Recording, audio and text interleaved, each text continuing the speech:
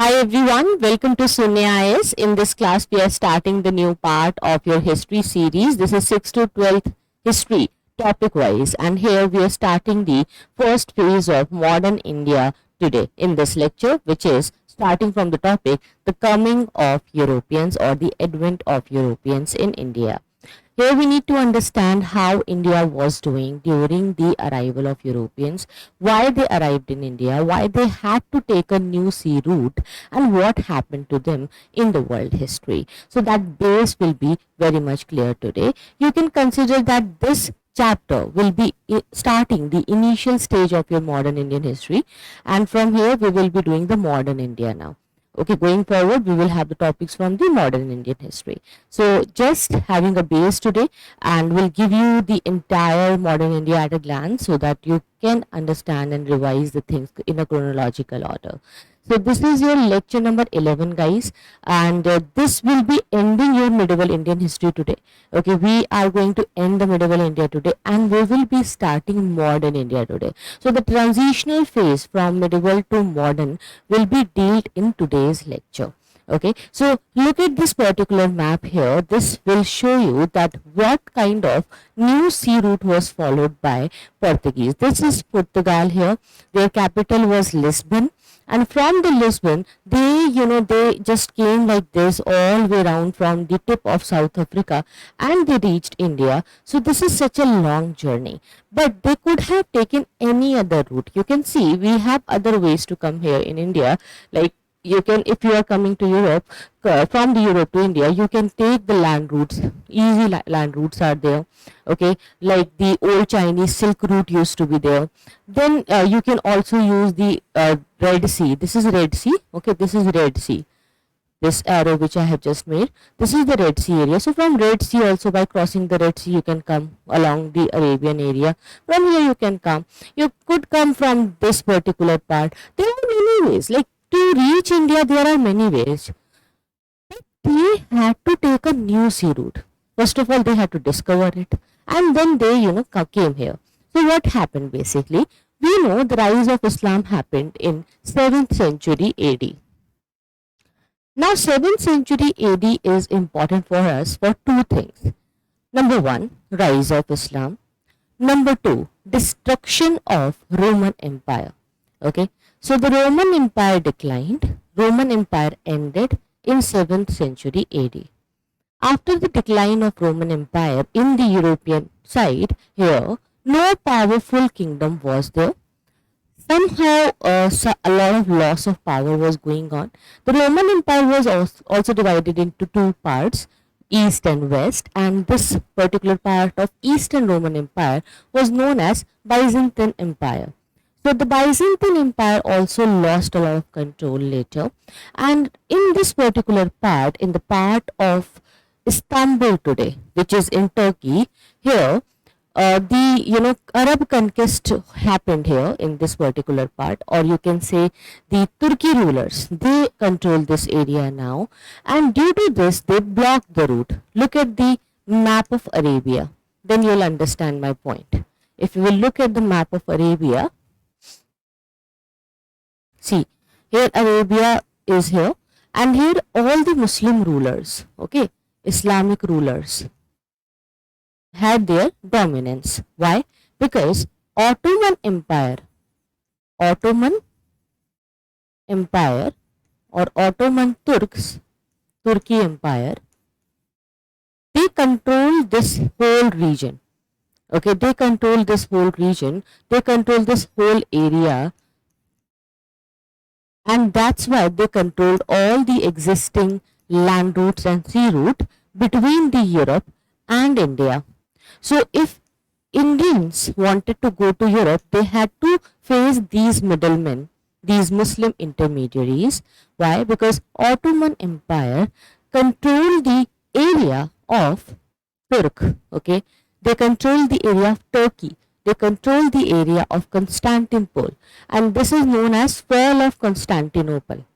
Okay, fall of Constantinople, which happened in 1453, and the fall of Constantinople is the event in the Indian history where we see that our Muslim intermediaries, they turned the world historical point in perspective and started controlling Constantinople.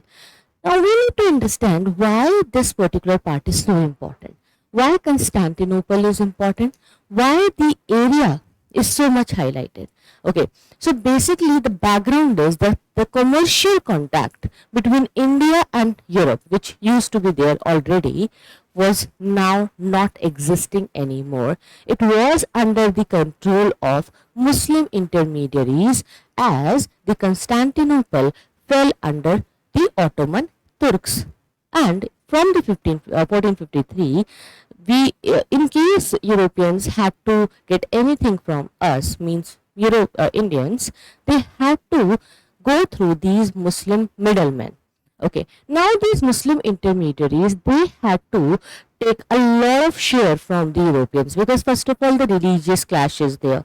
Religiously, Muslims wanted to spread Islam and the Europeans wanted to spread Christianity. So the war between Islam and Christianity was already there, due to which many crusades happened. The crusade wars are the religious wars to control the most important holy places. It was between Christians and Muslims. So already they had many problems and wars like this. Apart from this, even if you don't see this particular thing, the problem was that even after having these crusade wars, they had the commercial clashes also. Because Muslim intermediaries, they knew that we are controlling the most important part of the land, which is the middle part of the world. And anyone, if they want to go from east to west, they will be passing from these routes only, because existing routes were already known to them and they controlled the area around Red Sea, the Baghdad area, everything was there under their control. And at that point, Constantinople was a very important area, Istanbul, which is Istanbul today. Why? Because if you will see the location of Istanbul, it looks like it is in the mid of the world. It is the coastal area from all the exchanges could happen. So they control this area. Now, when Europeans, they wanted anything from the east, they had to rely on these Muslim intermediaries. They used to ask for the things, items, goods, and they purchased it at a very higher price from the Muslim middlemen, and then they got it in their country Europe, where they used to sell it. But in between, they lost a lot of profit margin. They had to share their profit with these Muslim middlemen. They had to ask for every time everything. They had to plead. They had to go according to the Muslim control. So they got fed up. Europeans got fed up that why we need to take permission every day.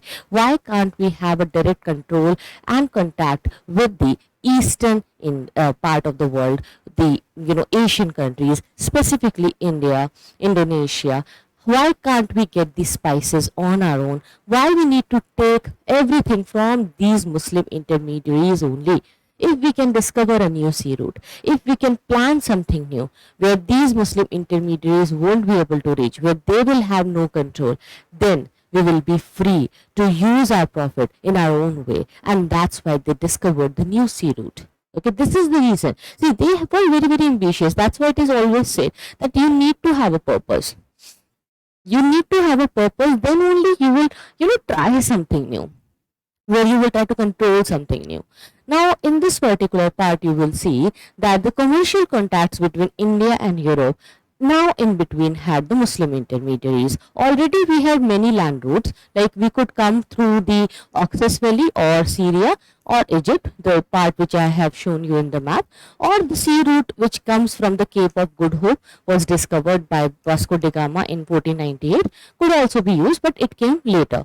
Okay, now the commercial rivalry among the European powers led to the political rivalry. What is the commercial rivalry among the European powers?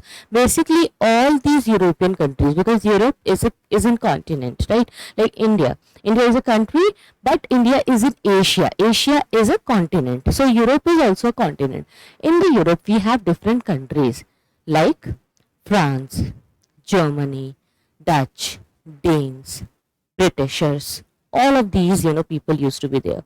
So, like Britain is a different country, Germany is a different country, France is a different country, Austria was a different country, Prussia was a different country, Russia was a different country. So, all these different countries were there in the Europe.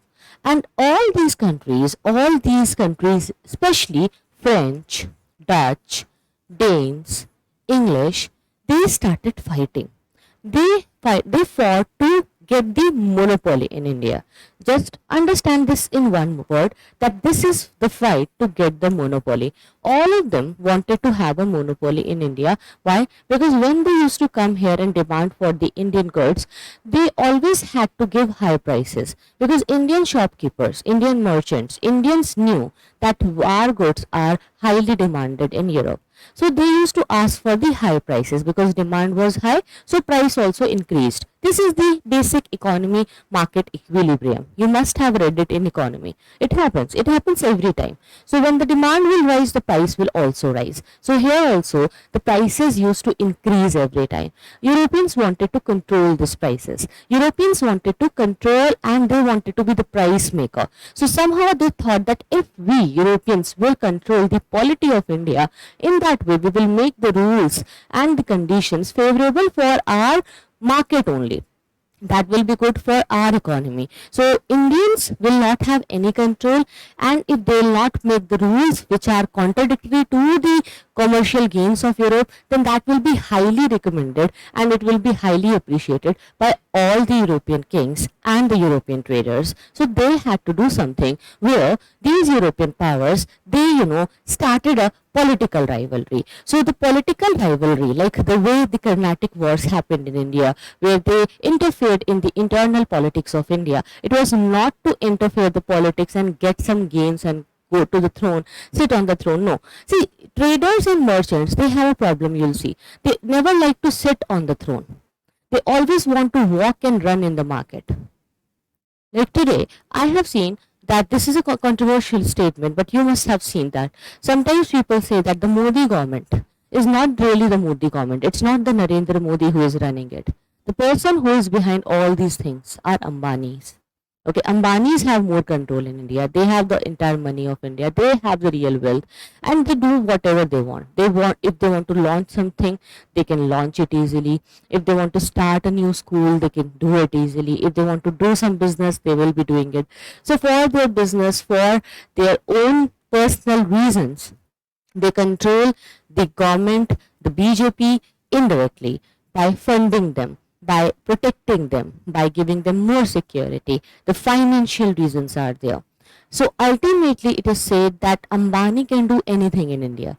Why Ambani is not sitting himself on the seat of Prime Minister? Why he is not running the government? Because he is not interested in running the government. He is not interested in being in the power, but he is more interested in sitting in the market at the top, getting the profit, and using it for his own, wealth, reasons, and whatever he wants to do in his life. So he is building Reliance. He is not building India. But in process of building Reliance, in process of building so many other companies and doing so many of businesses, he is also indirectly helping India to gain more employment. So India is also seeing a lot of opportunity, employment, digitization, cashless economy. So many new things are there. But why it is like that? Why so many Reliance companies are getting those kind of benefits and inclusivity in the market? Because they are always favored by the government. They have more favor. They have more, utilities in the market and accessibilities, of course, because the government is in favor of them. Now, in opposition, you will see that the Congress party will have, certainly they will have different funds. They will have different sources. So they will favor those sources when they will come to the power. So it happens every time. Now here Europeans, they were not interested in taking the responsibility, because see, with power comes the responsibility. It's not possible that you get power without responsibility. So they knew that if they will getting the power of India, if they will be sitting on the throne, they will be having the responsibility also. They will have to manage a lot of things. Then they had to take care of the administration also. So they knew that instead of getting involved in such a complex, diverse country and to make everyone happy, do the welfare activities, run for the power, make that power every day very important and protected will be a problematic thing to do. They just had single purpose, that they want profit and monopoly, and that's why they just decided to influence the internal politics of India in such a way that they could have their own puppet rulers on the seat, where they will be implementing the policies and decisions favorable to their own market terms and for their own business, so that they will increase the profit. So ultimately, you will see the Britishers, they succeeded in establishing their rule in India by shifting the power and responsibility at a balance, where they kept the power and they gave the responsibility to the puppet ruler. So I told you, it started from the dual government of Bengal, which we will discuss. What I'm saying, power without responsibility.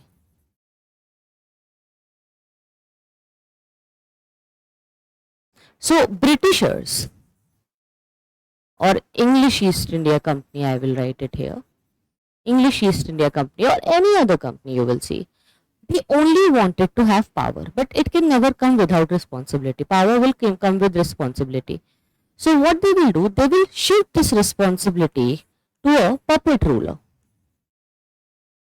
or a puppet Nawab. Now this puppet ruler or the puppet Nawab will have the responsibility on the head, but will have responsibility without any power, because the power is already with the East India Company. Now what this puppet ruler will do? The puppet ruler will be happily sitting on the throne because he just wanted the throne. So he will get the throne, he will get the seat, he will get the entire dabdaba, okay, the dhas in the society, that he is the real ruler. But in reality, when he will try to do the administration, when he will try to do any function, he will have the problem that he had to take permission from the East India Company. Now the problem happened when for each and every part, for each and every function, the puppet ruler was dependent on the permission of English East India Company. Now this puppet ruler will revolt. Like there will be a time, like maybe after 1 year, 2 years, 10 years, definitely there will be a time when this puppet ruler will realize that just to get the throne, he committed a very huge mistake, and when this realization will come, the puppet ruler will revolt. So when the revolt will happen, what the East India Company will do? They will replace this puppet ruler with another ruler. They'll keep another puppet ruler in the same place, and then they will start doing their jobs, the business, the way they wanted, as it used to be. There will be no change at all. So this is something which is important for you to understand, that every time they used to think, East India Company, they used to think and look for a person who can be a puppet ruler. Like in Bengal, they searched Mir Jafar, right? In Maratha family, they will search Raghunath Rao. In Carnatic wars also, they will search for Nasir Jung and Muzaffar Jung. They will see that who is the weaker person here, who is the weaker person but the ambitious ruler and wants to get the throne. And if we will give him the throne, he will be very happy. He wants just to sit on the throne. Okay, for the name's sake, if he wants, let it be. We will make that king or Nawab the rubber stamp, and we'll be using it the way we want. We'll make the policies, rules, regulations, everything the way we want. Now the question is why they wanted to do this. They could have taken the power with responsibility, and they could have become the ruler of India since the initial times. They could have got a lot by doing it, because all the other invaders who came in India, we have seen since the historical time, since the ancient times, that everyone was interested to make their empire and stay here. But why Britishers were not interested? Because Britishers, first of all, they were profit oriented. Second, it was easy for them to make more money in this way by not getting in the complexities of India and the far land, which is having a different language, different culture, never made them interested. Okay. Third most important thing is that just understand a point. If you are a very hygienic person, too hygienic, and you have a different way of life, You come to a house where you see the house is good, they have good resources, they have good money, but the people are not very hygienic. The people are not very much civilized if you compare it. The things are not that nice, that appealing to you. Maybe it's not appealing because of the cultural differences, but it never appeals you. It never attracts you. You would never want to grab or attack and get the opportunity of being inside with those people. If you don't like those people, okay, if you are not in liking, what will you do? You will try to make a distance. Even if you stay inside the house, you'll try to keep a separate room for yourself. You will ensure that you have your own food habits, your own things, in which the things are intact, clean, and nobody is touching it, nobody is using it.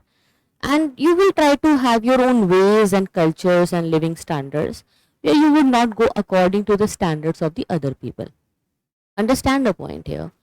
See, we can't deny the fact that even if you go from India to Europe, you will find that the hygiene and the civilization in society is more higher.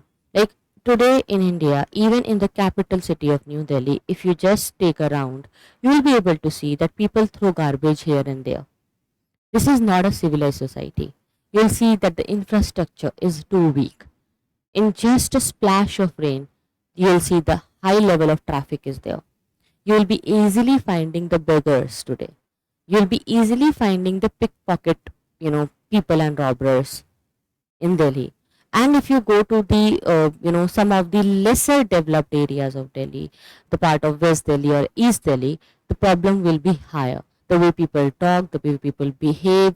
Sometimes you will see that the kind of, the kind of vibe which they give you will make a question mark in your mind that am I really living in a modern India which is so civilized, which claims to be so clean? We are still struggling, guys, about the cleanliness. We are still talking about Swachh Bharat. We still have the problems where people are not having washrooms in their houses, where we need to make a Bollywood movie toilet to inspire them. Toilet, ek prem katha, is why? It is to inspire, it is to give the message to society. So this is not really something which should make you unhappy. Okay, you would always want to be like a person who is more hygienic, more civilized, and who is following more orders in the life, who are more systematic. Okay, and those who are more systematic, and if they have all the kinds of things with them, they will always try to not mix with those people who are unorganized. And I can see this. Myself have felt this because I told you that I got a few of my relatives, and they came after staying so much of years in Europe and sometimes in America. When they came, I see that the way they keep their cupboard, it is so organized. For keeping things, they have a separate organizers. Why? It's not just about keeping organizers in your cupboard. It shows the kind of cleanliness and neatness, the tidiness which you keep. That you keep organizers for everything. You have a place for each and every point. Nothing will be, placed here or there. Everything is so neat, so tidy. It really makes me shocked that we keep things just like that. We throw away the items in the cupboard. We really don't fold the clothes the way they do it. Look at the kind of foldings, hangings they use. It's just a simple small example of a cupboard. But still today, there is a big difference. So just imagine that how it could be 100 years back when they used to say that we are more civilized than you. See, it was not completely 100% wrong, I would say. In some of the times, in some of the points, they were wrong because everywhere you can't follow those kind of westernized mindset and the standard of livings because the natural and climatic conditions are different in India. But I'm talking about throwing the garbage here and there, keeping the item unorganized, keeping the economy unorganized. People working for you are having no respect. You have no value for a man. You have no value for a talent. Even today, the talent is not getting valued in India. People who are more talented, who are more good in study, they always try to go and get a job in a foreign country because they know that they will never be able to earn that much, and they'll never have a good life here, because the lifestyle which they deserve can only be found in a developed country. So that's why they move and go out, right? So here what happened, that the power with English East India Company in this particular point of time, uh, it was there in their control, and they really never wanted to be mixed with Indians. They never wanted to get Indianized because they found themselves better, more hygienic, more civilized. The language, the culture, everything was much, ahead of the time. And they learned it after so many years of practice, guys, because they had a stable polity, they had a stable government, so they had a great level of centralized administration. They knew about the parliamentary system. Here people had fight, they used to have the wars, they used to go for the battles every day in India. Rulers could not decide about the voting, participation, representation, parliament, assembly. No, nobody could even think about it in India. But they had a practice of keeping this parliamentary system, parliamentary government, representation, taxation. They were aware about the system. They knew how to run a government, a country, the economy, how to manage things, and as they knew about it, they could manage it so easily. We had something, we had everything in India, all the resources, but we are never good managers. Even today, I completely feel this, that we Indians are not really good managers. We have so much in India. This is so incredible. The incredible India is really, a right term to say. But such an incredible India is not utilized so nicely because we really don't have the right managers to manage it, to give it a right governance, which it deserves, which is required. So, what I was telling you guys, let's come back to the topic, that basically the commercial, reasons were there. So, the story starts with Portuguese. I'll give you a glance of all the, travelers, rulers, and the different types of governments, countries who wanted to come here and the kind of development which they initiated. I'll give you this a glance, a look of a glance today.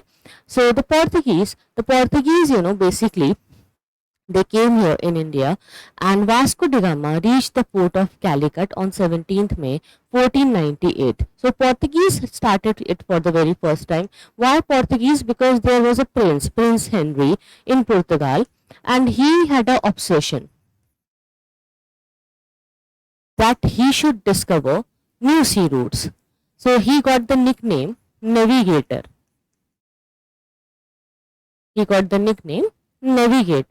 Okay, so he always had this thought that I should, discover new things. Now, why people in Europe wanted to discover the new routes? Why they took so much of effort, such a high level of risk on their life just to discover the new sea route? Why? The answer is that at that time, prince like Prince Henry, Queen Elizabeth, and some new rulers, they wanted people to come out of the Dark Age. They knew that the Dark Age in the medieval times in Europe was very superstitious, and church used to rule in a very evil way. So the church controlled a lot of the land. Church controlled a lot of developments and economy. So somehow the rulers wanted that the religion should be separated from the state, and the state should really control the economy. The church intervention in each and everything, the religious interference was too much in Europe. So to avoid the religious interference, these political rulers in the Europe started sponsoring new business ideas, where they wanted people to discover something new, where they could support the new science and technological development, through which they would be able to rule in a better way. The empire will expand, and the religious interference will decrease in the society, where these political leaders, queens, kings, will be able to follow the modern ideas, will be able to have a better living standard, and will be doing some welfare for the public and society also. So now these rulers, they had the obsessions, like the obsession of Prince Henry was there, that he wanted to discover the new routes, he wanted to be the navigator like that, and they made a map also. After discovering these things, they made a map. However, the map was later leaked in Spain. There is a different story about the leak of map, and then other powers also came to know that okay, this is a new sea route and we should also go. But after a few years it will be done, but initially it was started by Portuguese. Okay, so Portuguese, after so many years of struggle, like before Vasco da Gama, we had Bartholomew Dias, we had other travelers also. They are not important for you. Okay, trust me, you don't need to read about each and every one of them.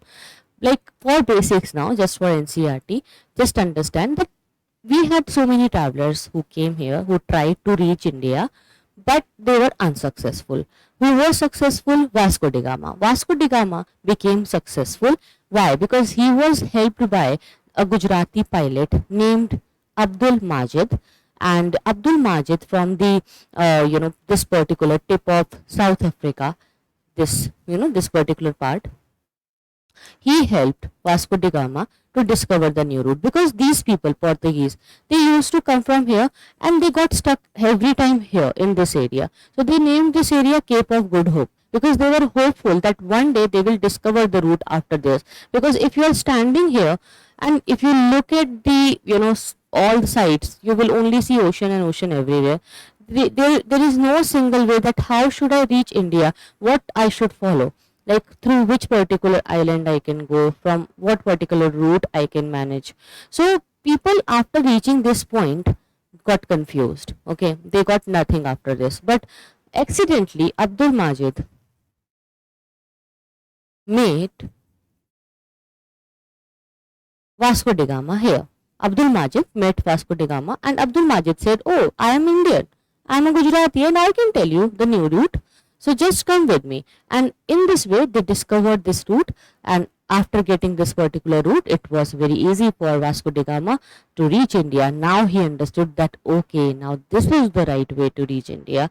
And then he was very, very happy. When he came here, he reached Calicut and he was welcomed by the Zamorin, the ruler of Calicut. Okay, he was very, very happy. So on 17th May 1498, he came, and he was warmly received by Zamorin, the ruler of Calicut. Zamorin is also known as Samutri.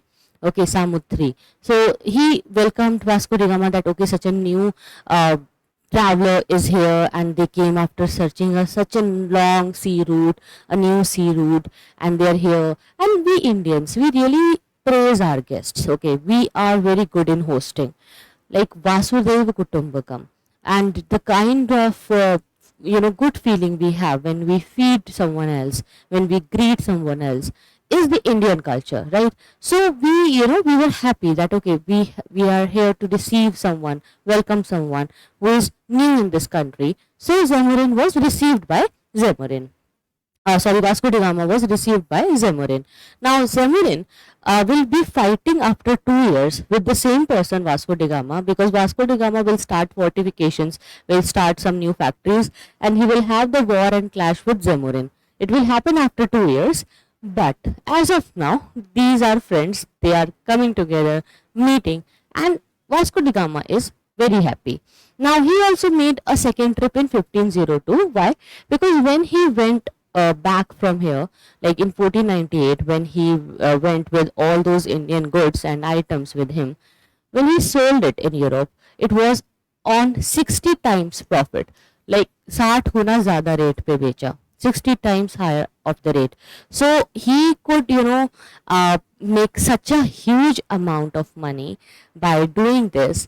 And he was so happy to do this, so happy to see this, that I can earn so much by selling the products. So if I make a factory in India, and if I pack all those products, so factory at that point, factory doesn't mean that making the products and manufacturing the goods. the factories which these East India companies had in India, it was like a storehouse where they used to pack the products, keep the products, and then send it to the Europe. So all those cargoes and things they used to load and unload. Factory was a place only to keep the items. Factory at that time was not a kind of a industry where you are manufacturing the good. Manufacturing was not done. It was just to keep the item. And they did fortifications also. Why? To protect themselves from other European powers, because Portuguese hated English, English hated French, French hated Dutch, Dutch hated Danes. So all these European powers coming from different countries, they had a competition that who will rule India, who will get more power, who will be having more access, who will gain more land. So this kind of problem was going on, and not in just in India, in Africa also there was a scramble for Africa. They were fighting in Africa also that this region is mine, this area is yours, you will not enter in my area, you will not have this country, you will not have this access. So they used to fight always, okay, especially France and Britain. France and Britain, they were the real rival powers. They always used to go opposite to each other. They always used to fight and had clash everywhere in world. In America also, in Africa also, in India also, they were fighting everywhere. Okay, so now here you will see that Pedro Alvarez Cabral, he is again a very important traveler. At that time, Cabral, he arrived in 1500 with Vasco da Gama only, and then he also established some trading station. So before Vasco da Gama, Pedro Alvarez Cabral started the factories, but his factories could not run successfully because he had some problems with the local people, and the people in the local area, they burned the factories. Okay, so Calicut, Kannanur, Cochin, in these areas factories were developed. Initially in Calicut, Cabral developed it, but later after the destruction of those factories initially, then Vasco da Gama thought to initiate the new phase of development of factories, and Vasco da Gama successfully established the factories in Calicut, Kannanur and Cochin, and he was very happy to see the establishment of factories. He had to fight with Zamorin also, but he defeated Zamorin, and Vasco da Gama then was running his factories and doing the trade. When Portuguese government saw that such a high level of profit is coming, then the rulers became happy that they had always this intention that we will be giving these sponsors to the new companies and travelers, and then we will earn more money. In this way, the country will rise and we will have the profit. So they started thinking that, okay, the idea is working well, so we should send some governors in India. Portuguese government, they thought to send governors in India to have a stronghold position in India, to control the trade in a better way, and to manage some more affairs in India. Okay, so they started sending the governors. Vasco da Gama started everything, created the base and told everything, the route, the ideas, the kind of factories he established, everything he disclosed to his government and the new governors. Now the Portuguese governors started arriving in India. 3 Portuguese governors are there. Alfonso de Albuquerque is there. First of all, Francisco de Almeida. Number 1, Francisco de Almeida. Second is Alfonso de Albuquerque. Third is Nino de Cunha. Okay, 3 governors we need to cover. Okay, one by one we will be doing. So number 1 is the Francisco de Almeida. He will start the blue water policy in India. What is blue water policy? He will say that it is more important to control the oceans than the land. Like, you should not run before capturing more and more lands and getting territories, opening the factories and running like this. Instead of doing that, focus on the Indian Ocean, Arabian Sea, Bay of Bengal, the blue water around India. If you can control the blue water, you will be able to control the entire India. Okay, he gave the idea that the permit system should be started, the charter system should be started. So he started the base. He had to fight the wars also. So we will discuss the wars. In the battle, he lost his son also initially. So those battles are important. One by one we will discuss. Okay. So Francisco de Almeida came. He is the first governor. Right now for the base, just understand the names. Okay. After Francisco de Almeida, in 1509, Albuquerque came. Okay, so Albuquerque was made the governor of Portuguese territories in India. He captured Goa from the ruler of Bijapur in 1510. Remember the date? 1510 is the date when he captured Goa from the ruler of Bijapur, and Goa became the capital of the Portuguese settlements in India. He also captured Malacca and Ceylon. Why? To consolidate more trade in India. And then the Aden, Ormuz, Malacca, all these important trading ports were taken by him.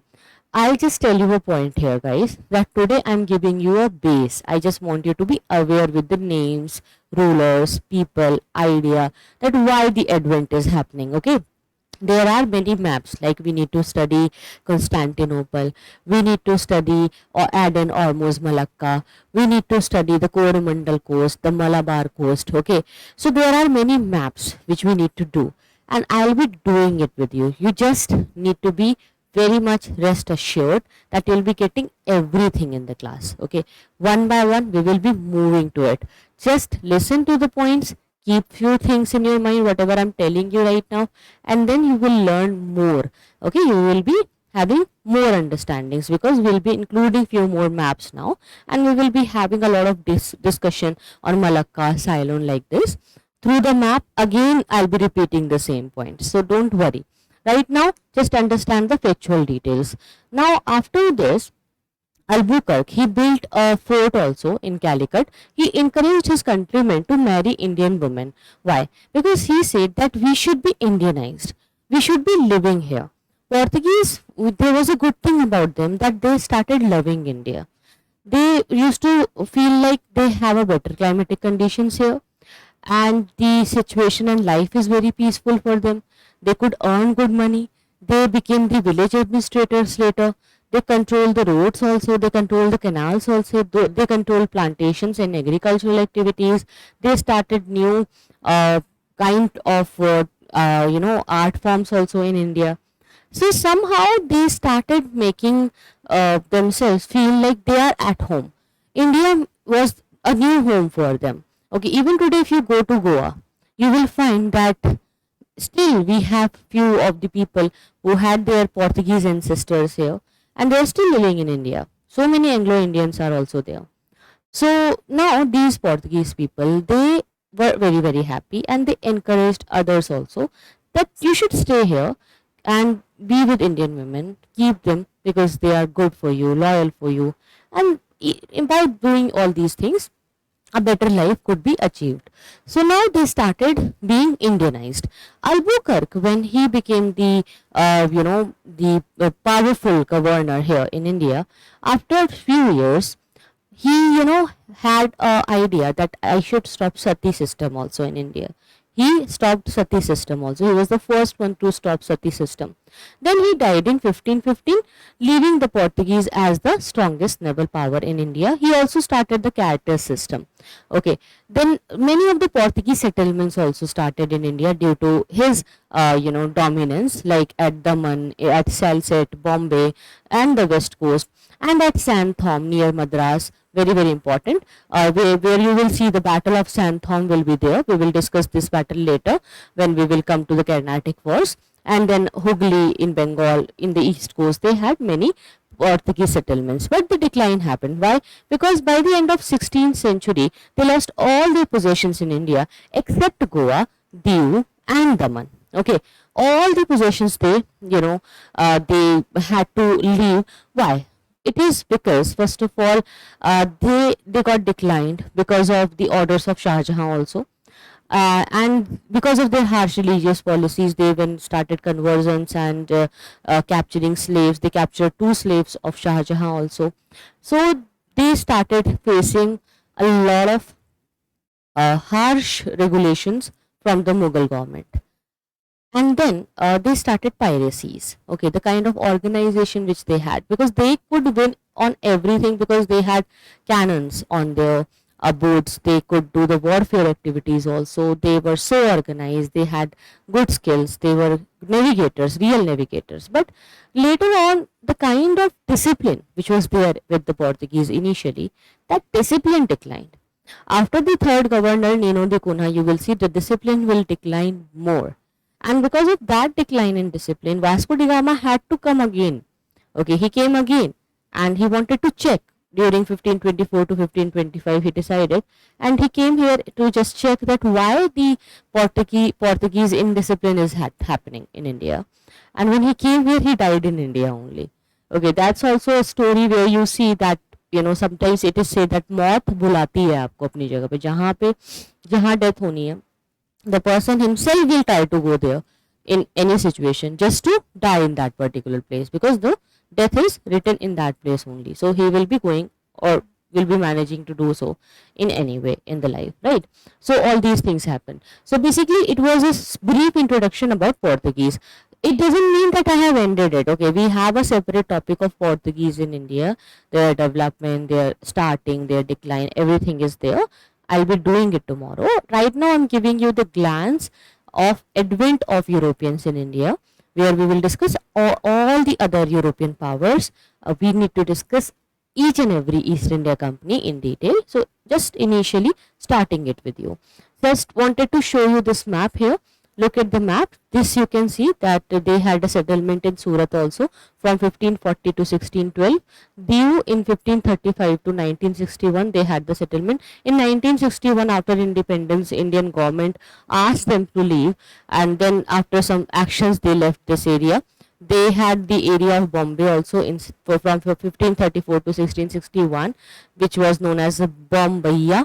And then this is Bassein. Bassein is important, this location, because the Treaty of Bassein with Anglo-Marathas war will be very important for you. We will discuss that. This is Chaul. Chaul is again very important area. This is Dadra and Nagar Haveli. Okay. This is the Daman area, and here you can see Salsette. Salsette and Bassein are important for you. Goa was captured in 1510 by Albuquerque from the Sultan of Bijapur. This is the Mangalore area. The Treaty of Mangalore will be discussed when we will cover the Anglo-Mysore wars. Okay, and here you can see Kannanur, Calicut, Cochin, where the factories were initially started by the Portuguese, and you can see here it is Kollam. This is Tuticorin. This is Nagpattinam. This is Mylapore. And this is Pulicat. Pulicat is again very important port. Since the time of Cholas we have discussed Pulicat. This is Masulipattnam from 1598 to 1610. Masulipattnam was in control of Portuguese. This is Hooghly. Okay, this is Chittagong. Chittagong is also important. So these areas we will be discussing one by one.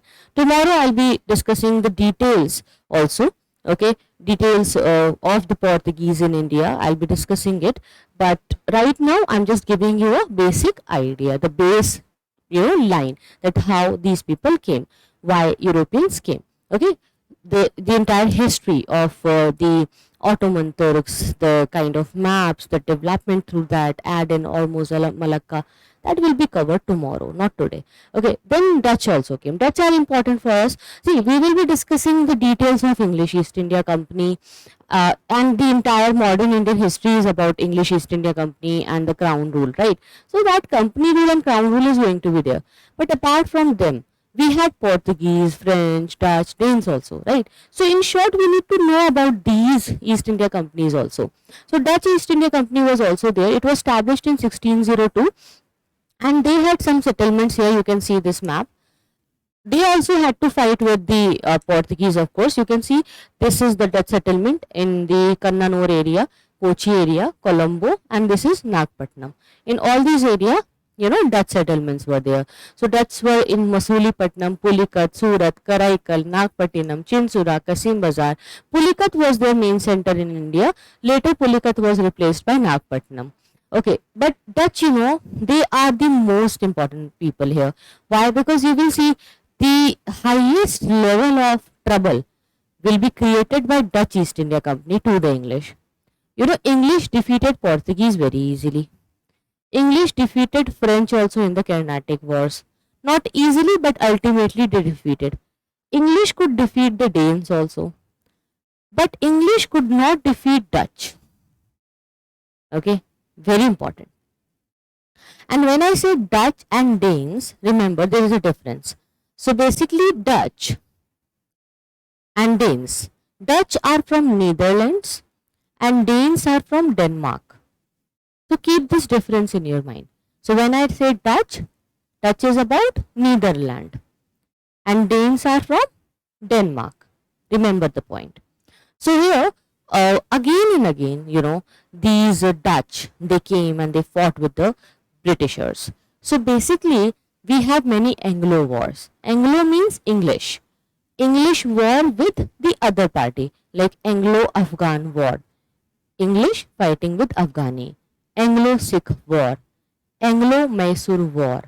Anglo-Maratha war. Okay, so like this we have many Anglo wars. We will be covering all the Anglo wars one by one. So here let's cover one of the war, like briefly, which is Anglo-Dutch war. So Anglo means English East India Company, Dutch means Dutch East India Company. Both the companies started fighting. Ultimately, what came in conclusion, because they fought for a very long time, nothing was decided, no conclusion was coming up, even after years and years of fighting. Then they said that let's divide the area. Let's not waste the time, because we are the two big people here. So you keep India, Dutch said to English that English should keep India, and Dutch said that we will remain in Indonesia. You don't come to Indonesia, I will not come to India. Okay, in conclusion, they divided the parts like this, because why Indonesia? Dutch were more interested in Indonesia because they were more interested in spices, and Indonesia is also known as the Spice Island, and that's why they were interested in Indonesia. Okay, so Anglo-Dutch rivalry. It is in the middle of 17th century when English began to emerge as a big colonial power. So Anglo-Dutch rivalry got started. During such period, Dutch lost their settlements to the Britishers one by one, and you will be seeing that they will be moving towards Indonesia. They left all the parts and they ultimately went to Indonesia because they could not sustain the fight. Okay, it was hard for them to sustain. It was very, very hard for them to fight with English every day, to have a new phase of struggle every day. Now you can see this is the British East India Company and some Indian states. Here the Maratha Confederacy is there, Hyderabad is there, Mysore is there. Okay, here Travancore is there. Travancore is important. Remember Travancore. I will be discussing Travancore with you later. Okay. Look at this map. I would just want you to see few of the important areas. This is Plassey. Can you see Plassey? This is Awadh. So there is a big role of Awadh and Plassey, which in the Battle of Buxar we will be doing it. So that's why it's a very important thing. Look at the map. Let me have some water. Meanwhile, just look at the map and let me know if you are practicing to make maps. Are you doing it?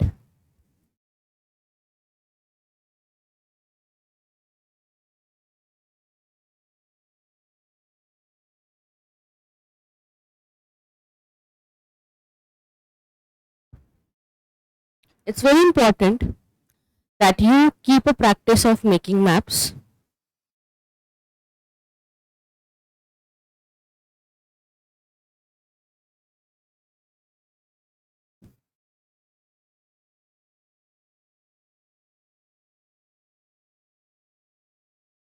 Fine. So, we need to discuss something about the English. Okay. So basically, we will be discussing the company rule and the crown rule in detail. We'll be coming to that. But before going to the details, let's have a brief point of view. So the English East India Company was established in 1600 by a royal charter which was issued by Queen Elizabeth of England.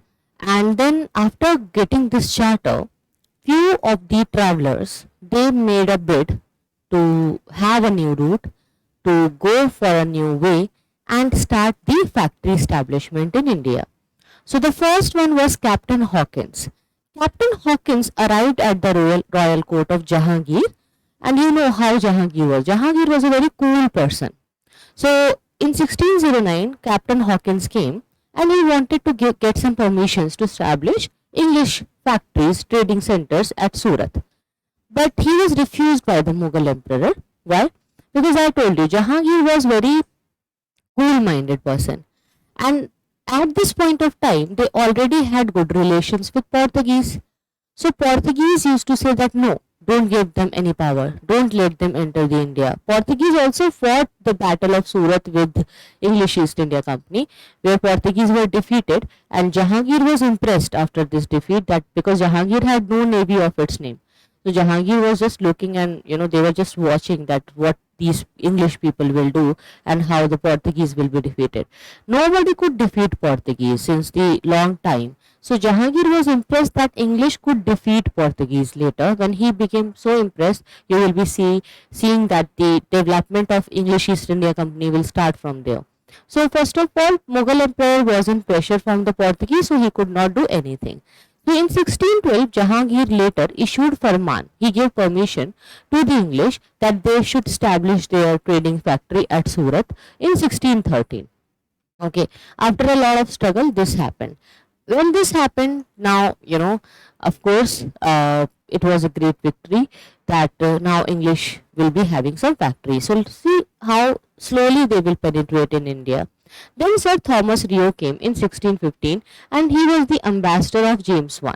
Okay, and when he came from the side of James I, the King of England, he obtained permission from Jahangir to establish English trading factories in other parts of India as well. Like apart from Surat, they wanted to explore more, and they wanted to get some more areas. So English factories in Agra, Ahmedabad, Baroda, Bharuch, they were established by 1619.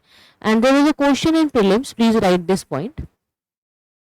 Keep this point with you, that there is a question also in prelims that where they have given the 4 cities, the name of 4 cities, and they have asked that by the time of 1619 or early 16th centuries, mention the areas where English had their trading centers. So few of these students, they missed the area of Bharuch. Bharuch was there in the option. Have you seen this question in prelims? Are you reading PYQs? See, I can see your comments, okay? Even in a recorded lecture also I can see. So you can always discuss doubts with me and keep your points with me, and whatever you feel like, you can have your discussions. Don't worry about it. Okay, so Bharuch, remember Bharuch, Baroda, Ahmedabad, Agra. These areas were there. So English East India Company acquired Bombay from Charles II, the then King of England, and in 1639, Francis Day founded the city of Madras, where the Fort St. George was built. Okay, so this is again very, very important. Okay, because see, Madras was a great position for English. You will see that they used to feel a lot for Madras. They had a great feeling. I don't know why. English East India Company was so much with Madras that they used to admire Madras a lot. They had this kind of mindset. So in 1639, Francis Day founded the city of Madras, where the Fort St. George was built, and in 1690 an English factory was established at Sutanauti by Job Charnock, and which developed into the city of Calcutta, where Fort William was built. Later Calcutta became the capital of British India, and 3 presidency towns of the English settlements in India were there, like Bombay, Madras and Calcutta. Okay, 3 presidency towns of English settlements happened in India: Bombay, Madras and Calcutta. So basically these towns, why it got developed? Because first of all Madras was founded, then they got Bombay in dowry, then they established the Calcutta on by themselves by, initially they just bought the zamindaris of 3 villages like Sutanoti, Calicut, and then they made the Calcutta there. They established their fortifications, due to which the Battle of Plassey happened, and after that Battle of Buxar happened. So it's a long journey. Okay, I'll tell you the long history, but in a brief, just understand that how English East India Company started. Now then, after them French also came. French East India Company was also there. It was formed in 1664 by Corbett, a minister under Louis XIV. You remember Louis XVI was there during the French Revolution. French Revolution happened in 1789. Okay, and right now the date is 1664.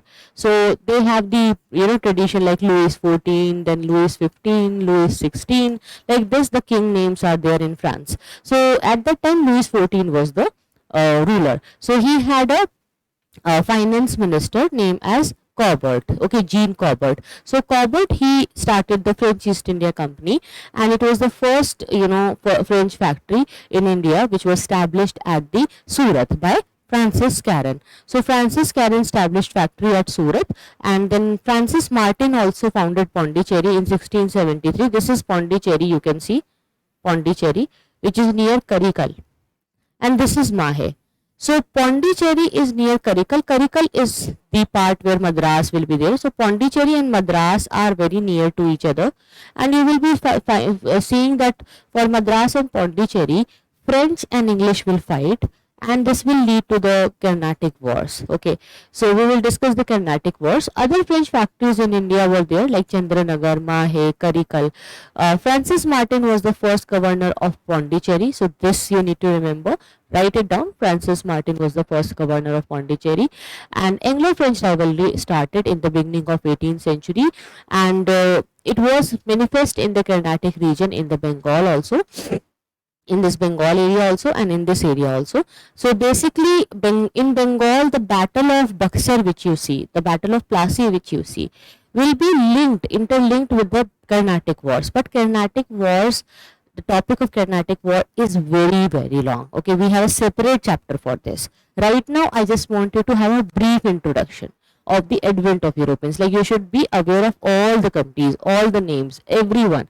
When I'll be telling you these names again tomorrow, when I'll be discussing the details of Denmark, details of Carnatic War, you should not be very shocked that why are you giving this detail to me, or what is it, how it is interconnected, how it is linked. Okay, so thus just have this patience in your mind that from tomorrow the real modern Indian history is going to be there. Right now we are giving you a brief understanding, a base which will be preparing for you, and if you'll watch the class very nicely, if you will pay attention to this class, it will save a lot of your time, because from tomorrow when we'll be doing the complex topics, that will be understood by you easily. It will be like a revision for you, it will be like a advancement for you. So keep every chapter intact with you, and always go for the playlist, because you know that sometimes the videos are recorded, sometimes I come live, most of the times I come live only, but when the recorded videos are there, you don't find it in the section of the live videos when you search it on the YouTube.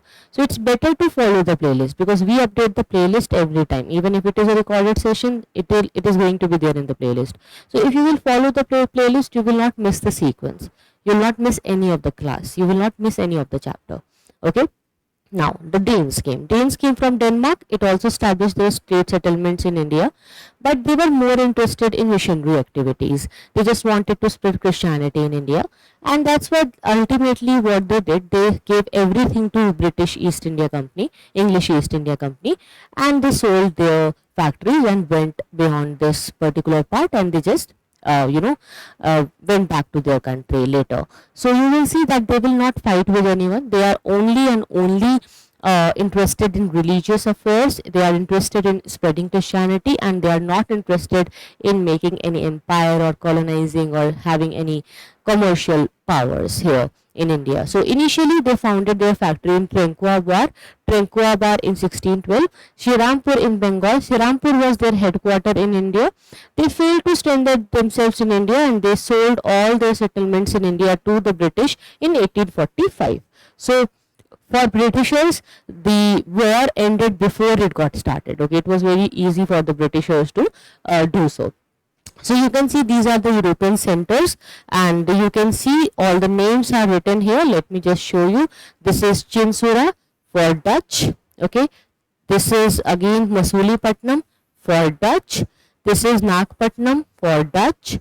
Okay, so these are the Dutch settlements. Okay, then if we talk about Danes, Danes are written by DA, like Trenquabar is here, Trenquabar Dane settlement.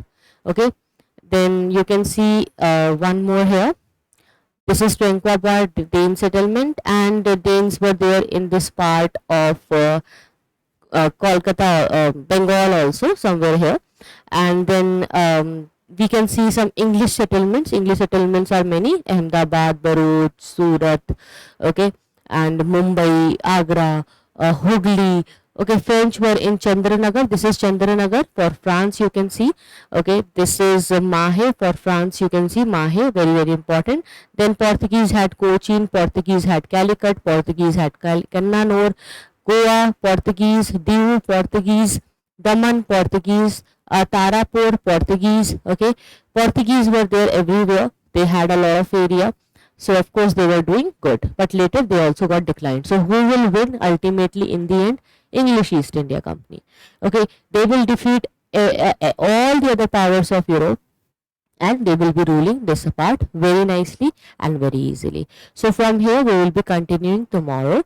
Let me know if you have any doubts, if you have any questions. I'm always there to discuss that with you, and try to complete the topic very nice. It gave you a base today. Okay, we discussed Portuguese, English, Dutch, Danes, we discussed France. So you have an idea that who all European powers are here, which we need to cover, like all the maps which we need to do. So you have a good idea today, right? So with this idea, we will be doing all the topics tomorrow, and we will be starting modern Indian history. I'll be sharing the link with you on Telegram. So thank you so much for watching, guys. Thank you so much for coming. I'll see you guys again tomorrow. See you then. Take care. Bye bye.